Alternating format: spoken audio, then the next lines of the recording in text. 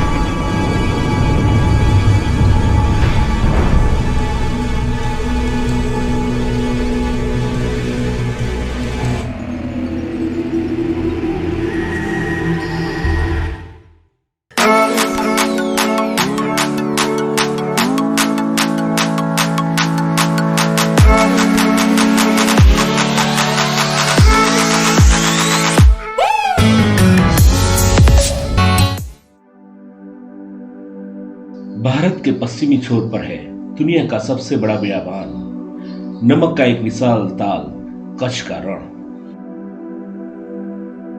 एक जमाने में यह एक समंदर का हिस्सा था, मगर हजारों वर्षों के दौरान ऐसे भौगोलिक बदलाव हुए कि यह दुनिया में नमक का सबसे बड़ा ताल बन गया। करीब 20,000 स्क्वायर किलोमीटर में फैला यह बंजर बियाबान जहां कभी बसा था भारत के अनजाने इतिहास के महातान शहरों में से एक, हड़प्पा का धोलावीरा। इसकी खोज हुई थी सन 1956 में,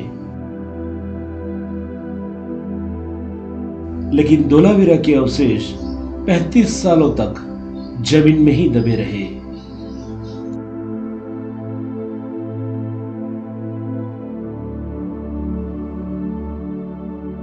धोलावीरा की खुदाई शुरू हुई सन 1990 में।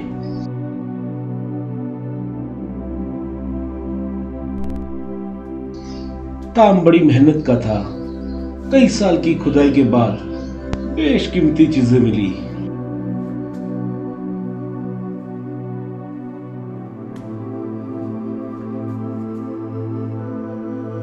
लेकिन एक दिन तो अजूबा हो गया। जमीन से बाहर निकल रहा एक सफेद पत्थर नजर आया। फिर और निकले प्रतीक नजर आने लगे जो शायद किसी प्राचीन भाषा या कोड के थे, या शायद किसी और दुनिया के। यहां ऐसी कोई चीज पहले कभी नहीं मिली थी। क्या ये सिंधु घाटी सभ्यता के छिपे राज खोल सकता था, जिनकी चाबी छिपी है एक ऐसी भाषा में जिसे अब तक कोई नहीं समझ पाया। एक के बाद एक कुल 10 प्रतीक पाए गए। सभी सफेद जिप्सम से बने हुए थे। धोलावीरा में जो खोज हुई है उसकी सबसे चौंकाने वाली और सबसे अच्छी बात यह है कि वे उन आर्कियोलॉजिस्ट के उस शहर के गेट के बेस के पास मिले थे, और हो सकता है कि उस जमाने में एक साइन बोर्ड रहा हो, मगर उस पे क्या लिखा है हम ये नहीं जानते। और हम क्यों नहीं जानते, तो उसका सबसे बड़ा कारण यह है कि हम उसे पढ़ नहीं सकते। तो हड़प्पा के लेखों के साथ परेशानी यही है कि हमें आज तक उन्हें पढ़ने वाला नहीं मिल पाया है। अभी तक उन्हें समझा नहीं जा सका है।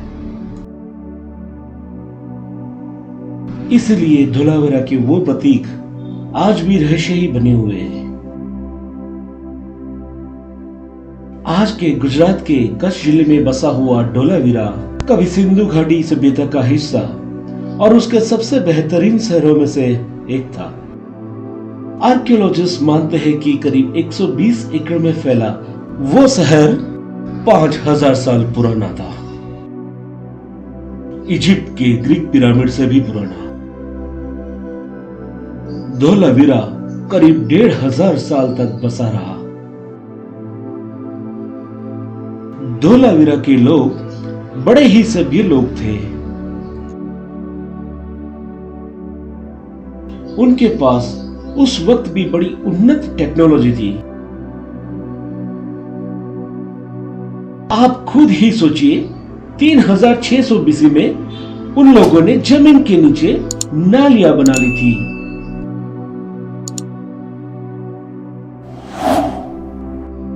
उनके पास पकी हुई ईंटें थी और ऐसा शहर था जिसे एक योजना बनाकर बसाया गया था। वो शहर एक प्लेटफॉर्म पर बसा था। इसका मतलब था कि वो सिविक प्लानिंग के बारे में जानते थे।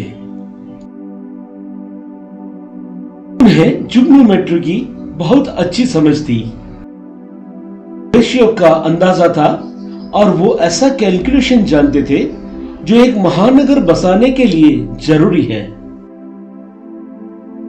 इनकी इस प्राचीन शहर को बसाने वाले लोग कौन थे?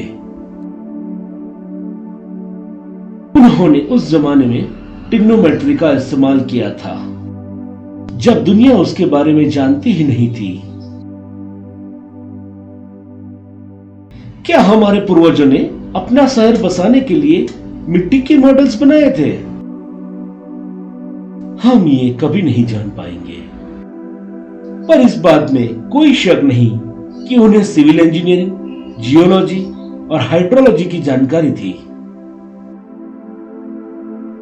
धोलावीरा उस जमाने का ऐसा शहर था जहां पानी की बड़ी अच्छी व्यवस्था थी।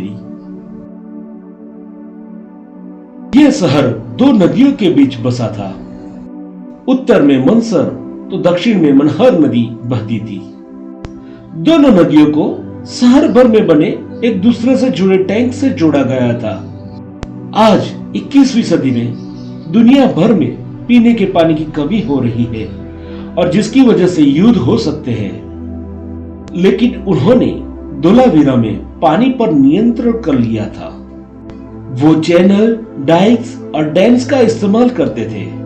हम धोलावीरा से नसीहत लेकर आज इन चीजों का इस्तेमाल कर सकते हैं।